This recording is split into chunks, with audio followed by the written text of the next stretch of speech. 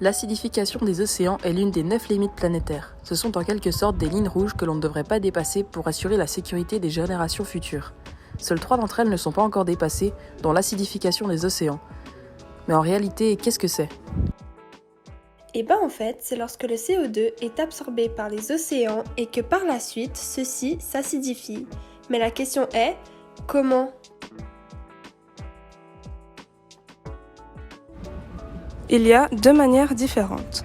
La première est la meilleure des deux, car le CO2 passe par les phytoplanctons pour ensuite être stocké en profondeur, donc dans les sédiments.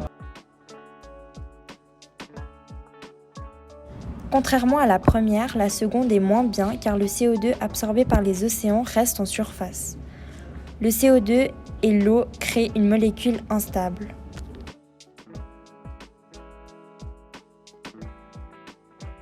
Tout ceci forme un cycle. Du CO2 produit par les activités humaines finit par être absorbé par les océans et dissout les coquilles des organismes marins jusqu'à impacter toute la chaîne alimentaire jusque dans notre assiette.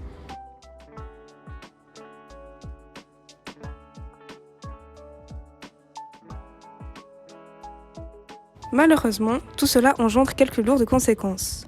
La faune et la flore sont impactées et donc, par la suite, la chaîne alimentaire également.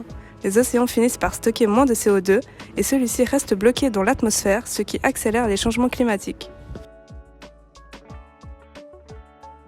Heureusement, il existe quelques solutions. Nous pouvons par exemple réduire notre consommation de CO2 en mangeant moins de viande, aussi en parlant autour de nous pour sensibiliser, et également en privilégiant la pêche durable.